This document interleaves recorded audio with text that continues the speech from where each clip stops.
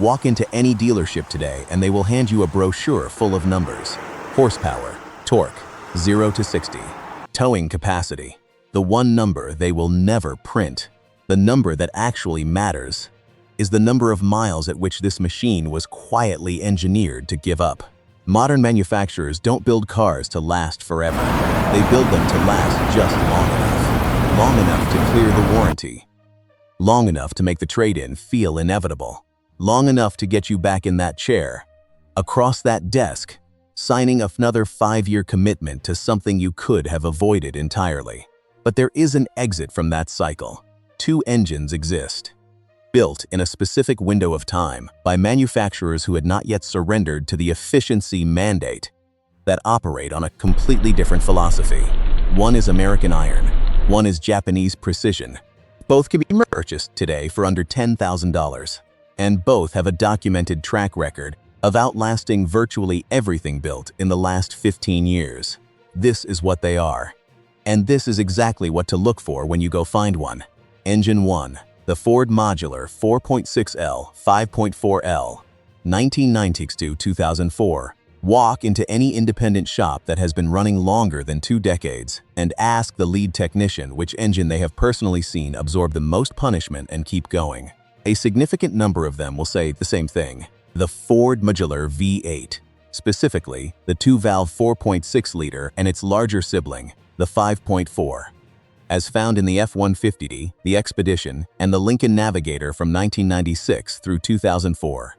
This is not a celebrated engine in enthusiast culture.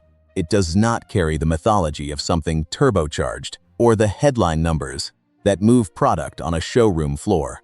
What it carries is something far more valuable, a reputation built entirely in airspace by mechanics who have watched these engines refuse to die.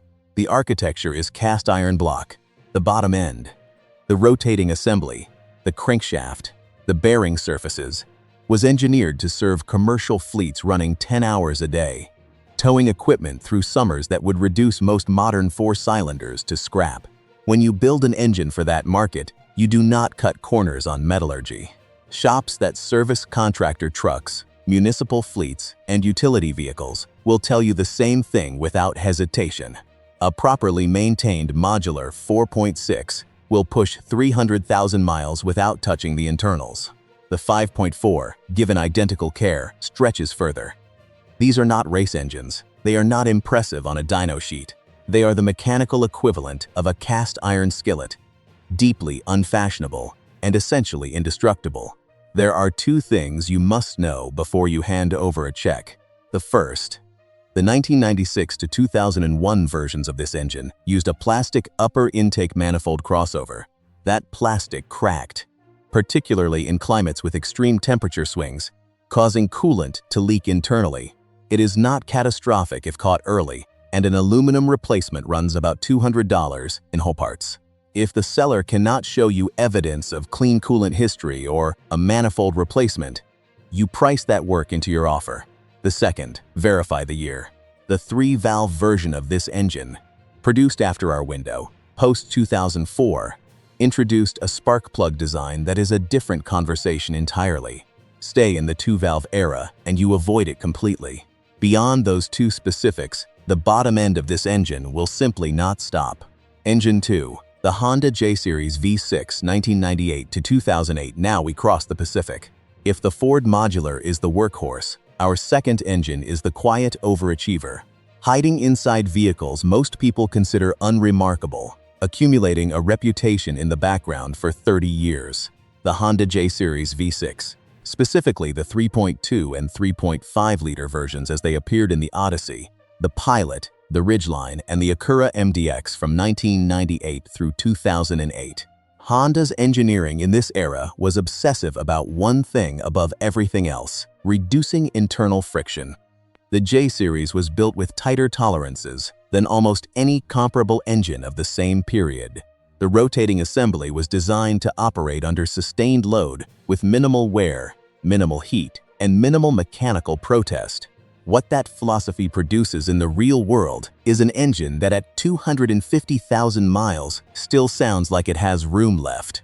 There is a Honda Pilot in California, fully documented with service records from the original purchase, that crossed 400,000 miles on the original drivetrain, not rebuilt, original rotating assembly. That is not a fluke. That is what this engine does when it is maintained. Here is where honesty is required. The automatic transmission paired with early J-Series engines, particularly the 1999 to 2004 Odyssey, has a documented weakness. Torque converter shudder and premature wear are real, recurring complaints in this generation. Many of these transmissions have already been rebuilt or replaced at this point in their lives. If the one you are looking at has been addressed, your risk profile changes entirely. If it has not, you negotiate accordingly. The second issue is Honda's variable cylinder management, which appears in post-2005 engines and deactivates cylinders under light load to improve fuel economy. Early execution of this system produced oil consumption problems in a portion of vehicles, a fact Honda quietly acknowledged. If you shop the post-2005 generation, confirm the updated piston rings have been installed. If that history is unclear, shop below the 2005 cutoff and deal with the transmission question instead. Neither issue touches the engine block itself. The bottom end of the J-Series, in both generations, remains as sound as the day it left the factory floor in Anna, Ohio. Here is what this is really about. We live in an era of vehicles engineered like consumer electronics, designed to be used, traded in, and replaced on a schedule that benefits everyone except the person making the payments.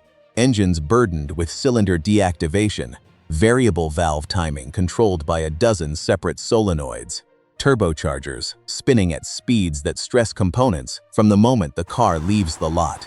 The Ford Modular and the Honda J-Series were built before that mandate took hold completely. They were not asked to achieve 38 miles per gallon. They were not designed to impress an EPA test cycle. They were designed to run, under load, in heat and cold year after year, and to keep running. A 2001 F-150 with a 5.4-liter and a clean service history can be found for $6,000 to $7,000. A 2004 Honda Pilot with a J35 and documented maintenance sits in the $8,000 range. Either one, properly inspected and purchased with the right information, can carry you to 250,000 miles and demand very little in return. That is not sentiment. That is not nostalgia for a simpler time. That is the most rational vehicle purchase you can make right now. And that is the only thing this channel is built to deliver. Subscribe, because the next time we put something on the lift, you are going to want to be there.